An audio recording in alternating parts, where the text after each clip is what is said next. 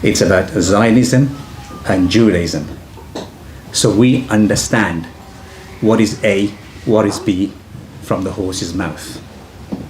So the agenda today is we'll have the first 1 hour shared between Rabbi Elhanan Beck and Rabbi Sofer to provide to us an understand of Zionism and Judaism. And then we'll get the same from Sheikh Imran from an Islamic prophetic point of view.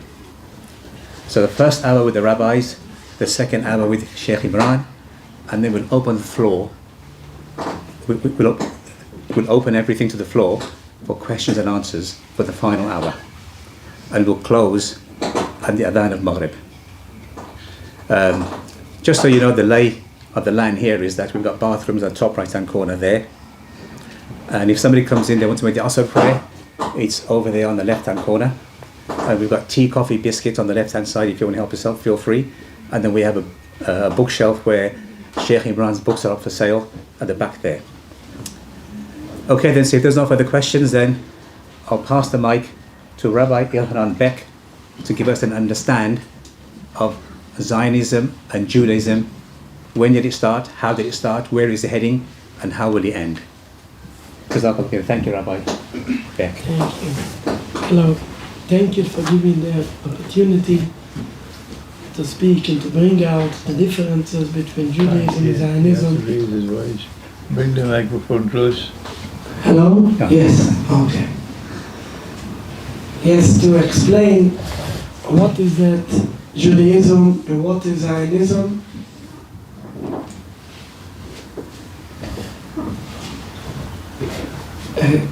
Thank you for giving me the opportunity for that.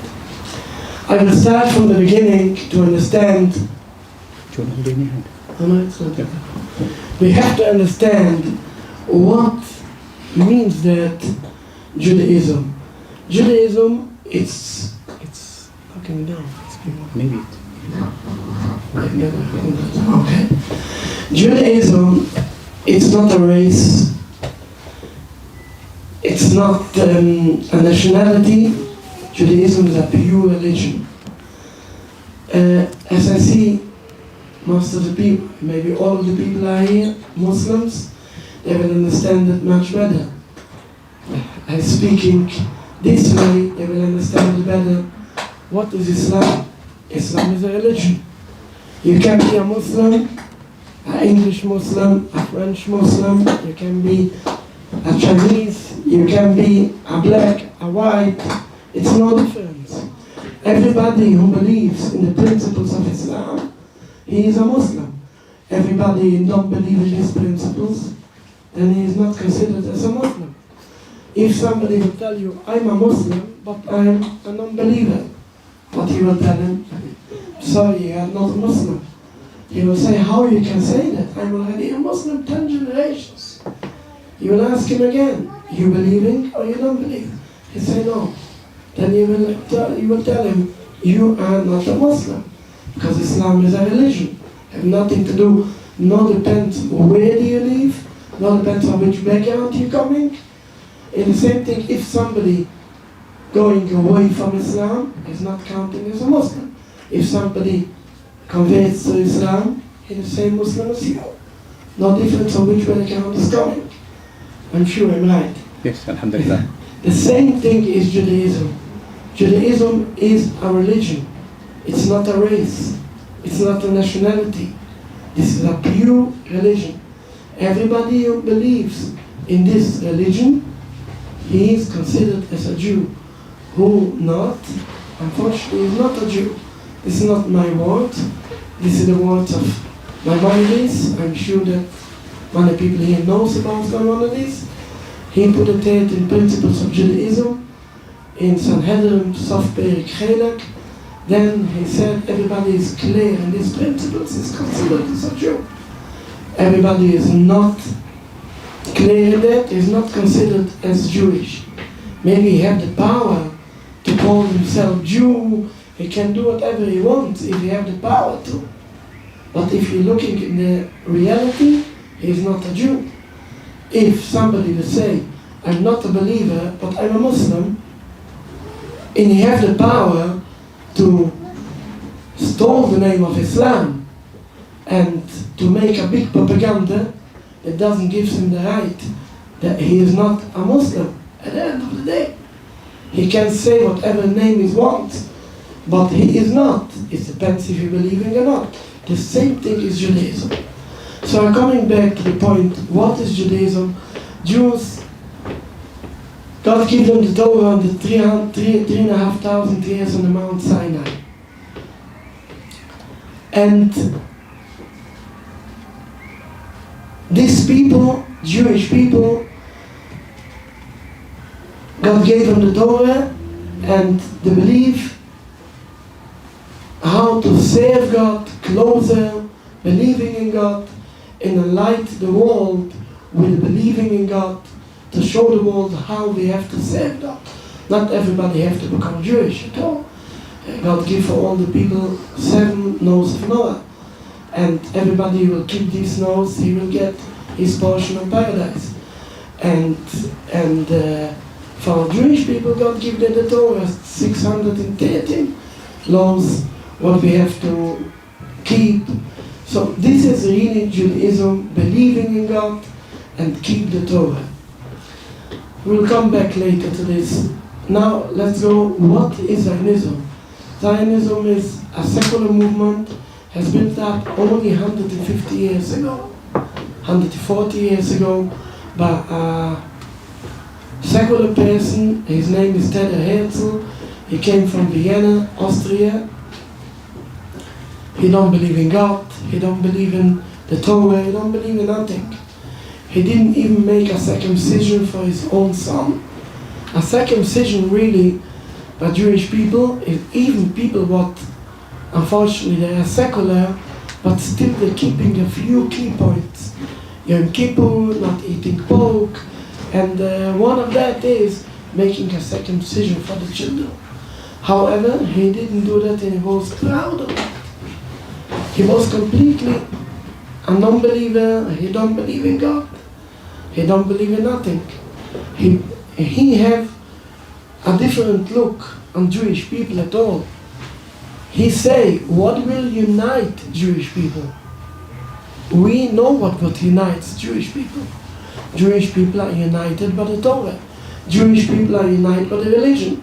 This is what one of the great sages said. One of the great rabbis, Rabbi Elhanan Beck, Ein imuseini imu elo b'terusa. That means Jews are only united by the Torah. Not by a land, not by a language, not by nothing. Only by the Torah we are united. And Muslim people will understand it better. What unites Muslim people? Only the religion unites the Muslim people. It's no difference where they live, no difference if it's language they're speaking. You don't have to speak Arabic to be a Muslim. You don't have to speak in the East to be a Muslim. No. What unites Islam? The religion. The same thing is about Judaism. What unites Jews is only the religion. But Zionists, they don't believe in Torah, they don't believe in God. So, they're thinking, what will unite the Jewish people? They come up with a secular solution. Okay, we will make our own country, and we will be united by a country, by a language, and so on. So, you can understand what Zionism has done. They took the religion, empty it out from the whole holiness, from the spiritual in that, and filling it in with nationalistic ideas. Completely. It's like if somebody will take Islam and he will say what means to be a Muslim. You have to live, I don't know, let's say, in Pakistan, in Iran, I don't know, one of the countries you have to live there, you have to speak Arabic, then you are a good Muslim. That means taking out, emptying out the whole religion, filling that in with materialistic, nationalistic frame of mind. Yes. Mindset. Yes, so to give it, just fill it in with completely a materialistic thing, but having got nothing to do with the religion, have nothing to do with God, have nothing to do with believing God, with a connection to God. This is exactly what the Zionists is doing with Judaism. In reality, Judaism, real Jews are still loyal to God, and they haven't got nothing to do with the Zionists, with the state of Israel. Again, when I'm speaking about Jews, I don't speaking about the 18 million Jews today in the world. Because unfortunately, from the 18 million Jewish people in the world, 16 million of them are completely secular. We are not considering them as Jews at all.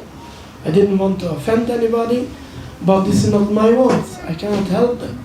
These are the words of Maimonides. This is the Jewish religion. If you want to be Jewish, you have to keep the religion. You have to believe in God. If not, they are not considered Jewish. And I'm speaking only in behalf of people who looks like me, this type of people. We are concentrated mostly in Stamford Hill. I don't know if anyone here knows here Stamford Hill. Stamford Hill is a large neighborhood with thousands of Jewish people. In Stamford Hill you will not find even one Israeli flag in the whole area.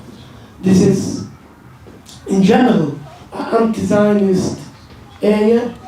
I mean, I can say that most of them are anti-Zionist, and the rest of them are non-Zionist. Non-Zionist means they have nothing to do with Israel. They have their own lives, their prayers, their studies, their education, their businesses.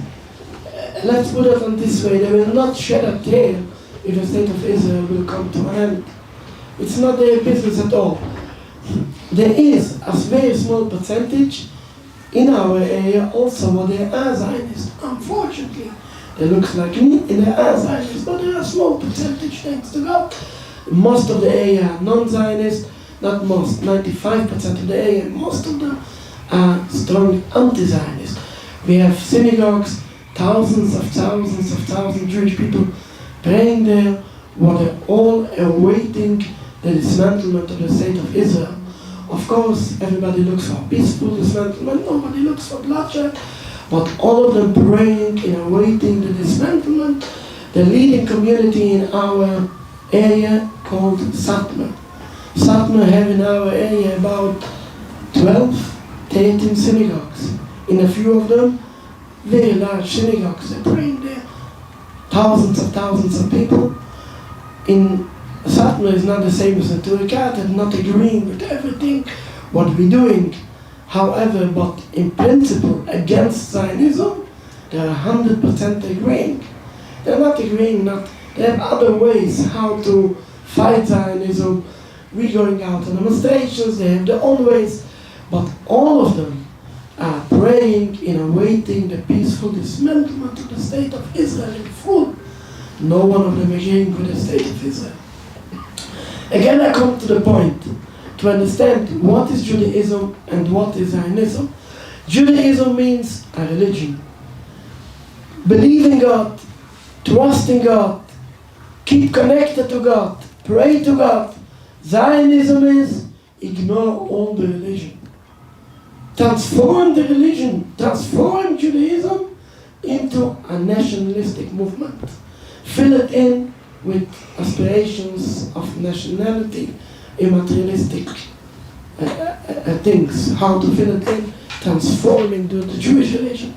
So you can understand that Zionism really is the greatest enemy of the Jewish people. As I believe everyone will understand that. If somebody will take over someone's land, he's an occupier, like the Zionists, what the Zionists doing, and they're committing genocide for so many innocent people, men, women, and children in whole Palestine, especially in Gaza, especially in the last 2 years, what we're witnessing, what's going on in Gaza. You know, I mean, here in London, in England, we are not allowed to label anyone with names, so I didn't give them any names. I can only say what the truth is, that these pictures, what we're seeing now in Gaza, we didn't saw it the last 80 years. Last time when we saw it, it was in Poland under the Nazis. Again, I don't label anyone with names, we cannot label anyone with names, but unfortunately this is the situation that the pictures what we see there, the starving people there, the starving children. I cannot sleep in the night, we get crazy, what's going on there? But I come back to the point, we will come back later to this point. I just come back to the point that Zionism, when somebody take over someone's land, he is a strong enemy for him.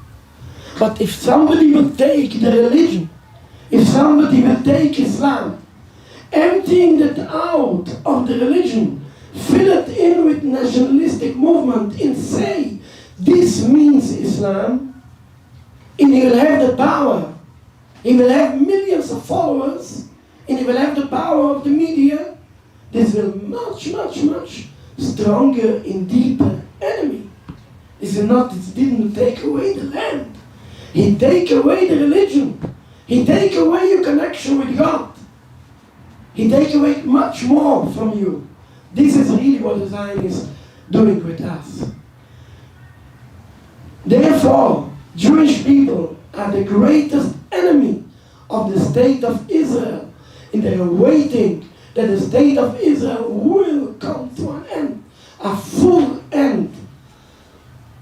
100%. This is what Jewish people waiting for and praying for that. The Zionists are our strongest enemies. And let's put it on this way. Even in case, if all the Palestinians will agree with the state of Israel, we will never agree with that. Never. We will never agree with that.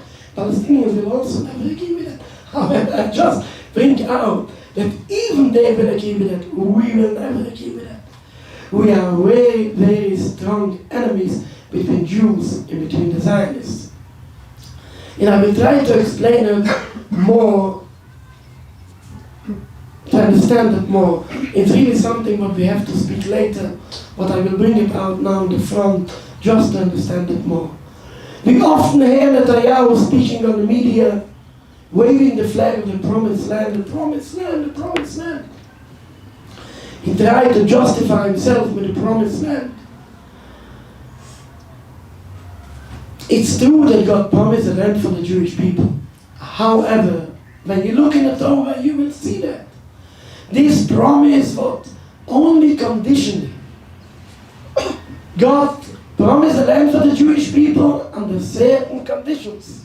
Numerous times in the Torah it's written, I will give you the land if you will keep a high level of life, a high moral of life. If not, you will be exiled of the land. Numerous of times, everybody who reads the Torah see that again and again and again and again, God say for Jewish people, only if you keep the high level, you will be promised the land. If not, you will be exiled the land.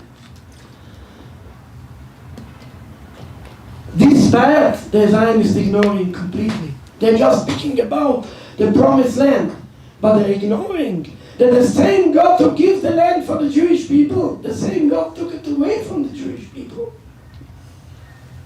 We are now in exile by divine decree. Jewish people are believers in God. Believing doesn't mean when it's light. When it's light you can see, you don't have to believe.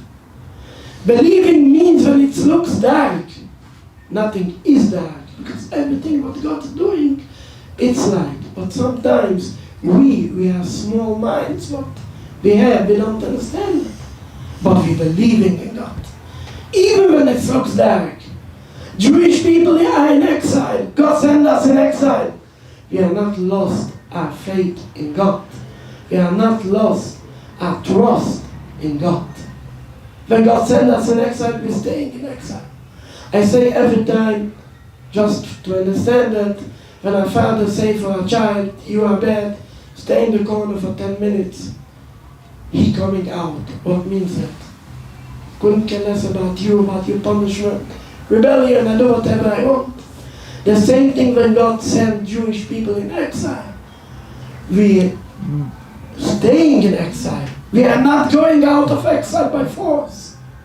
We are staying in exile. We take the punishment of the Almighty. We are not rebelling against Him. In reality, God promises to take us out from exile. We have a messianic belief. We will come back later to that maybe. I just want to point out, don't make a mistake, that Messiah will not be another Netanyahu. Messiah will not kill innocent men and women and children at all. Messiah will not come with physical power at all. Messiah will bring a spiritual man. He will bring a spiritual in our heart. Everybody will willingly serve the same God in harmony and peace. Maybe we will come back later to this point. Just, I mentioned Messiah, don't make a mistake. Messiah is not the same thing as Netanyahu at all.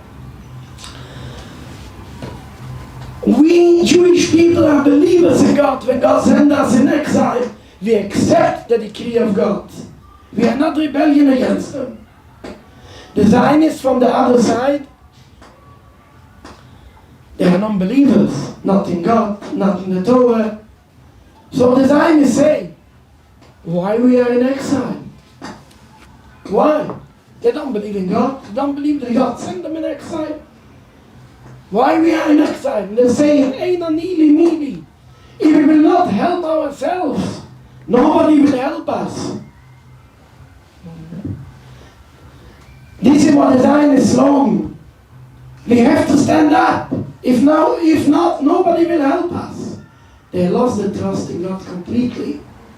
In the same, we have to rebel against God, against the decree of exile. Coming out, build up ourselves. This is the Zionist movement, but it's only 130, 140 years.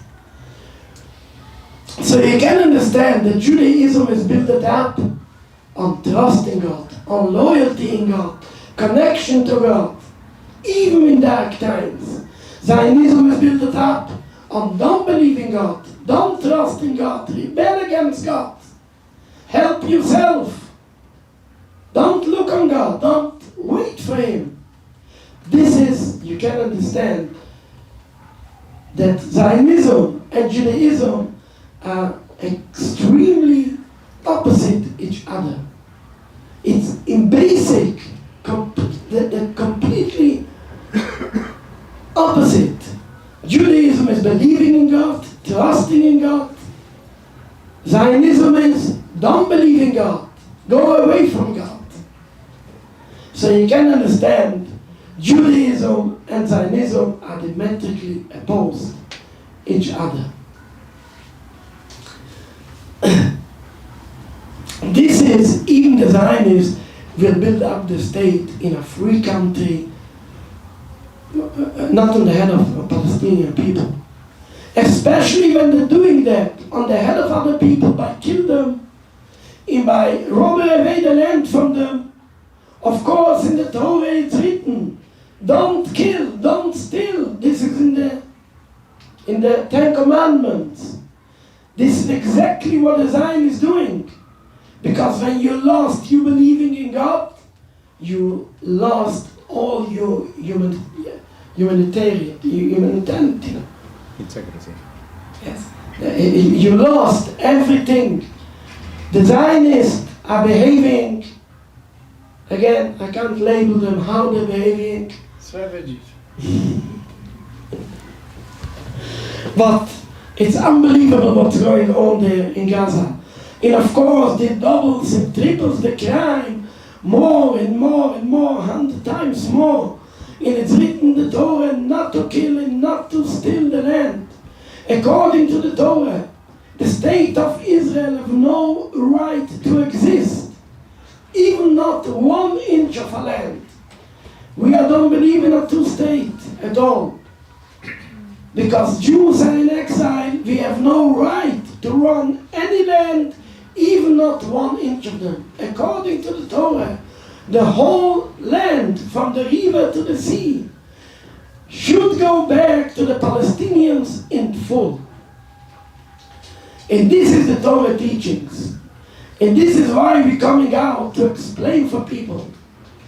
Unfortunately, the Zionists have the power of the media. Unfortunately, they have the power of the so-called Jewish people, the 18 million Jewish people. What I tell you, that 60 million of them, unfortunately, are secular. We don't count them as Jews. But the Zionists have the power. And they say, no, they are Jews. The real Jews, oh, they are only fringe. How many they are?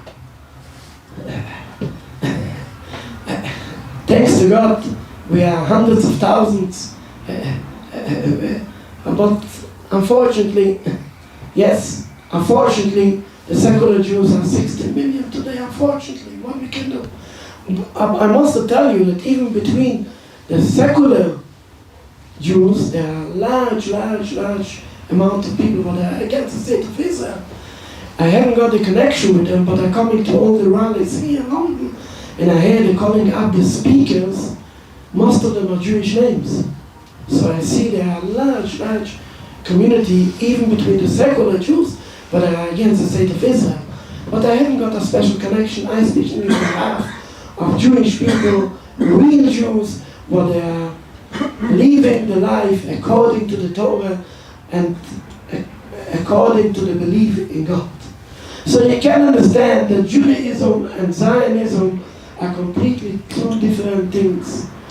Jews are not Zionists, and Zionists are not Jews, and you can't compare these two together. Never. And according to Judaism, as I told you, Jews have no right to the land. We often hear that the Zionists say,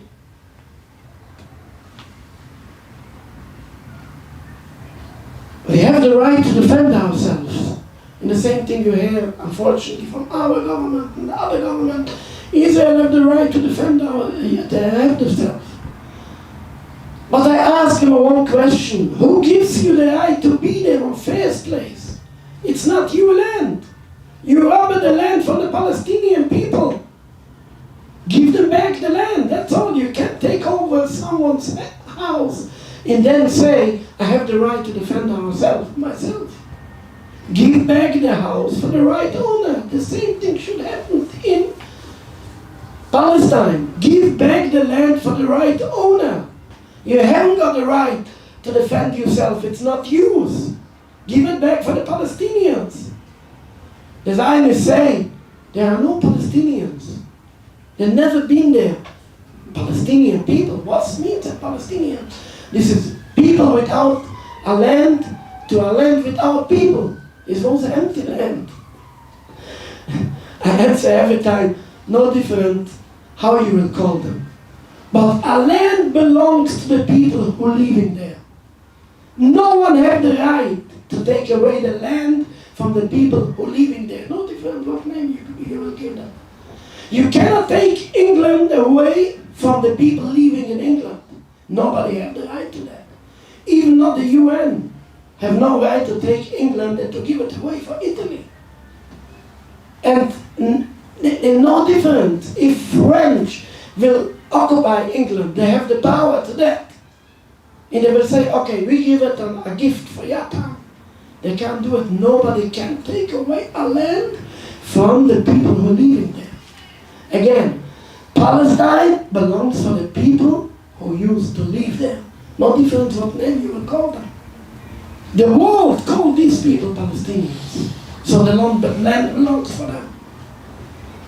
Everybody knows the history. Knows the Jewish people was only a small percentage in Palestine 120 years ago. Maybe 10%, maybe less than that. My colleague Rabbi Sofer knows better the history. However, there was a small percentage. And the Zionists bringing up with money tricks Jewish people from Poland, from Russia, from Hungary, and from all the Middle East countries, bring them up to become a majority. But this doesn't give them the right for the land. The land belongs for the Palestinian people. And this is what I say, this is according to the Torah. And nobody had the right to take it away from them. The Zionists justify themselves every time, okay. But Jews, at the end of the day, Jews need to have a safe country. Everybody needs to have a safe country. We will give for Jewish people a safe country. We will save Jewish people from anti-Semitism. I say every time, just open the eyes. Where is the most dangerous place for a Jew to live in today's day?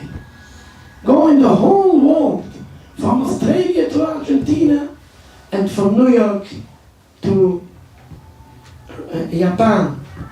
Where the most dangerous place?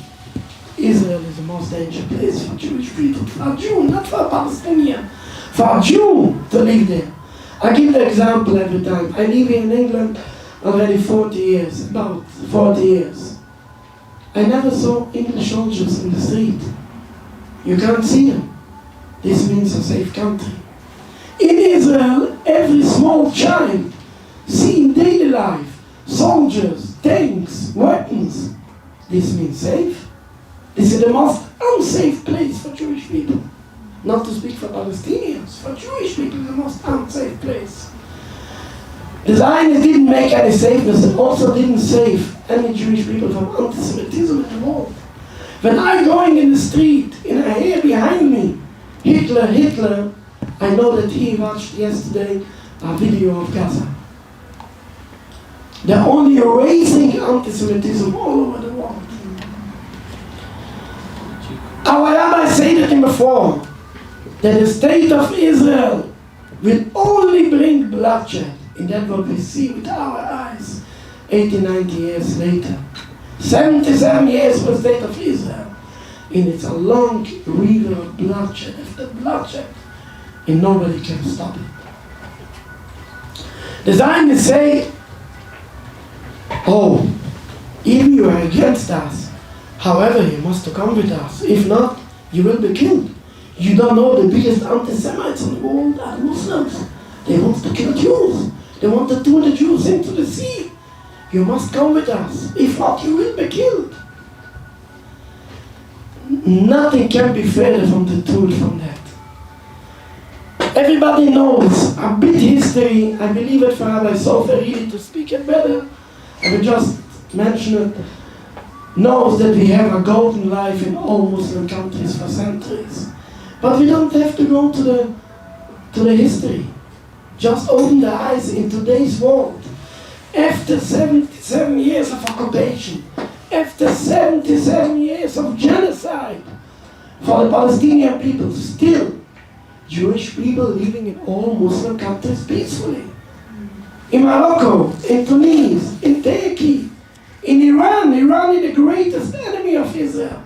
Still, Jewish people living there peacefully. They don't know what anti-Semitism is.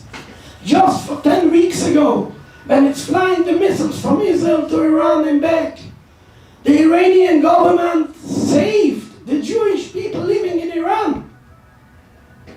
They didn't concentrate them in our concentration camps. They saved them. Today is an open world for a couple of £100. Take a flight to Morocco. Take a flight to Iran. You will see it with your own eye. Go to Turkey. You will see that. Jews have their golden life. I myself, I'm born in Palestine. My whole family gone out of there. We don't want to live under the Israeli occupation.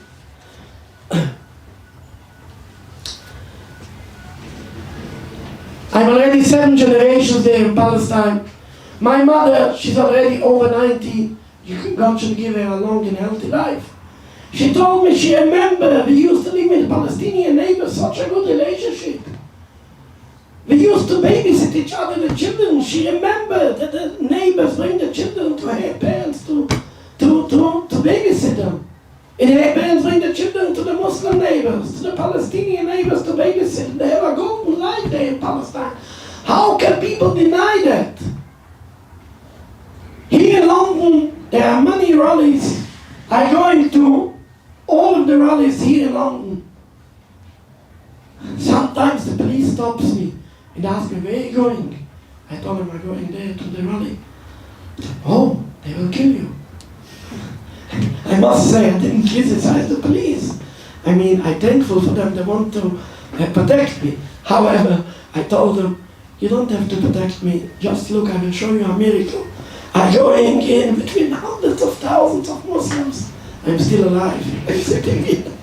Nobody kills me, everybody welcomes me. Muslims have no problems with Jews. They have a problem with the occupiers.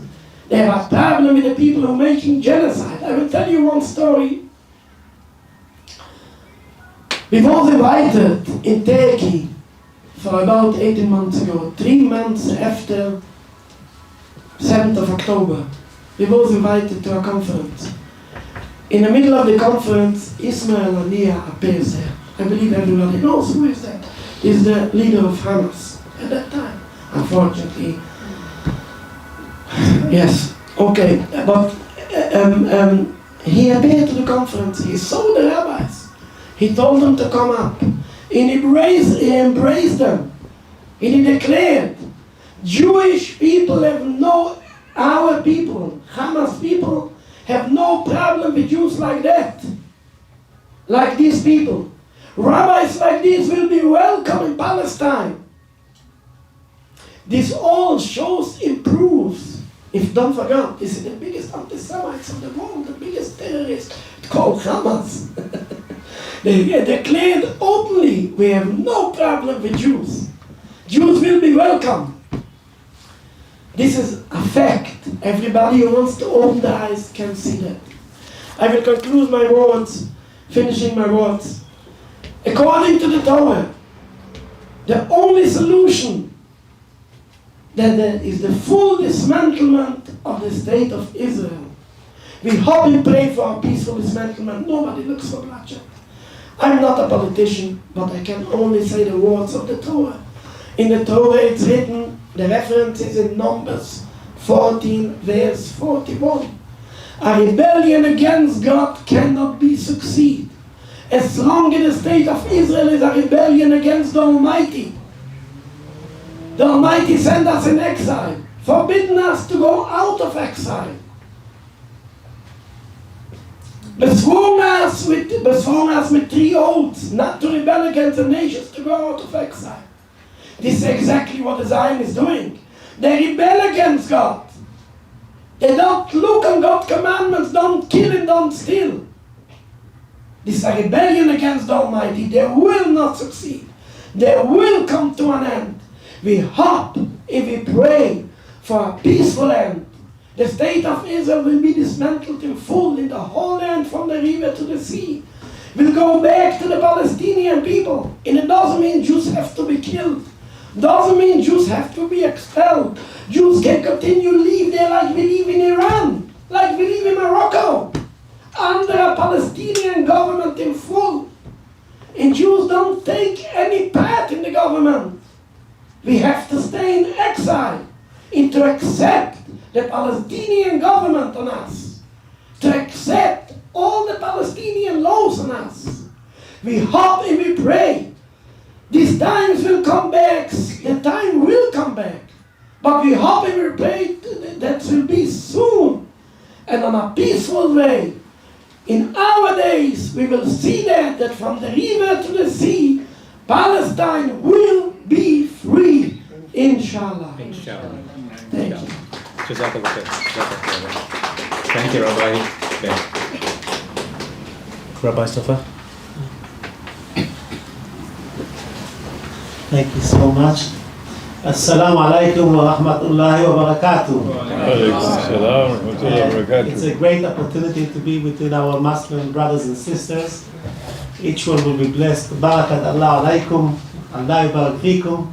I'd like to say a few words in Arabic for our Palestinian brothers. Allah ma'akum ya hibai, كل التحية وأجمل التحية لأبناء شعب فلسطين العظيم في المخيمة اللاجئين في لبنان، غزة الشقيقة والمظلومة والمدمرة والمدمرة، في أردن وفي سوريا، في أنحاء العالم كله، في أرجنتينا، في بريطانيا.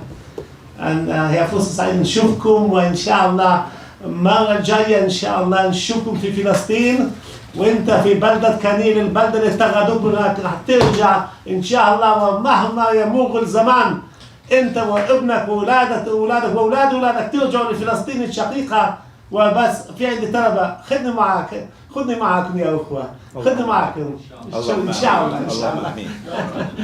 شكرا. Well, I think it was enough to say it in Arabic for my brothers. I couldn't hold myself. I'm very happy to see my Palestinian brothers here, and it's very painful. I see this honorable gentleman, Mr. Hussein Omar Husseini. I'm very happy. He's like my brother. I met him in one of our activities for Palestine, and since then we became like brothers. We exchanged a day without messages with him. I to get very angry and upset at him, and he's all the way back. But mostly I like more his father more than I like him. His father is a piece of history. His father grew in a village of Kanir. Kanir is a southern village south of Haifa. It was also an Arab city before it was destroyed and conquered, and tens of thousands of Palestinians have been expelled viciously by the Zionist terror groups Haganah, Etzel, and Lehi, which was performed after that to be called Israel Defense Forces. These vicious Nazi Zionist groups who Come and help with this. Come and help with this. Okay. I'm sorry. Rabbi Beck already explained the fundamental difference between Zionism and Judaism, and I'd like to just to review shortly the history between Muslims and Jews, and to show how evil are the Zionists and how evil are they by not even saying thank you for a wonderful history of about 1,350 years between Jews and Muslims.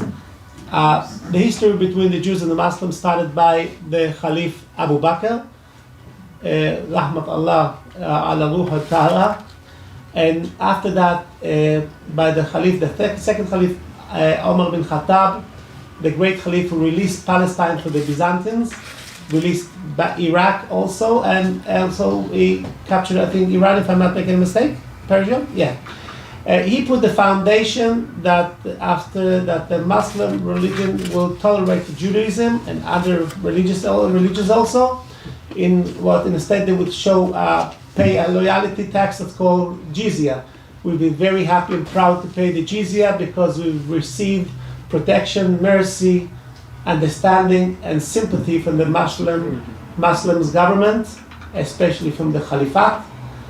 And that was the beginning of the flourishing of the Jewish religion, because as Muslims, the believers of Allah Ta'ala, we've been protected and had the right to practice our religion. I myself, my parents are coming from Iraq. We've been lived there for many, many years. So my father tells me that our history in Iraq is about at least 2,000 years, if not more. And my father served in the Iraqi army, was proud to serve in the Iraqi army. He was an Iraqi nationalist, my father. He never became a Zionist. Till his last day, he cursed the day that he came to Palestine. As you know, my dear brothers, my Muslim brothers, there was a shift. Between 1.3 million, the number 900,000 is false, I just researched it lately. The numbers of Palestinians that was expelled in the Nakba in 48 was not 900,000. 900,000 was parents and elderly people, yes, but they didn't count the children. He was a child, my dear friend, Mr. Hosseini. He was a child when he was expelled from Palestine. He was not accounted in the number of the expelled. So the number is between 1.3 million and 2 million, because the children were never accounted. One of the biggest, vicious, worst ethnic cleansings been done in a recorded history. And then, in order to fill up this land without people, Palestine became a land without people. Of course, after you expelled 2 million Palestinians, it became a land without people. Then they took all the Arab Jews families, about more than a million people, from Morocco till Iraq and even till Iran, and terrorized them in order to force them to come to Palestine and take the possessions, the properties, the land, houses, villages, farms of these great Palestinian people. ignoring the great history that we shared together. When I'm talking about it was in Iraq, the Caliphate gave us was the Resh Galisa, the right to live together. The Resh Galisa was a descendant, a grandchild of King David. When I say grandchild, it means like throughout the generations. And he used to receive an autonomous zone in Baghdad that Jews lived there, and he was like a small king. He used to come every day to visit the Caliph. He used to kiss the hand of the Caliph, and the Caliph used to tell him, "How are you? How is the community? How's life?" And the Caliph was interested about how the Jewish community are flourishing. And this Resh Galusi, this Jewish leader, used to receive a Muslim guards. He had a security bodyguards. And when he used to go in the streets, the Muslim soldiers used to say in Arabic, "I'mulu makan lil Ibn Dawood," which means make a space for the son of David. That's how the Muslim used to respect us, protect us, and be tolerant to us. But that's only in Baghdad. Who's talking about later? Even the Caliphate from Bet Umayyah, which was about close to 90 years, and the kings of the Caliphate from Bet Umayyah was great for us. And after we enjoyed from 500 years of the Abbasidi Caliphate. But Abbas, which I think it was founded by the Caliph Abu Safa, and Abu Safa also put the foundation of Jewish protection. He welcomed a lot of Jews to work in his government. Who can forget about the glorious Harun al-Rashid? Most probably you know about him.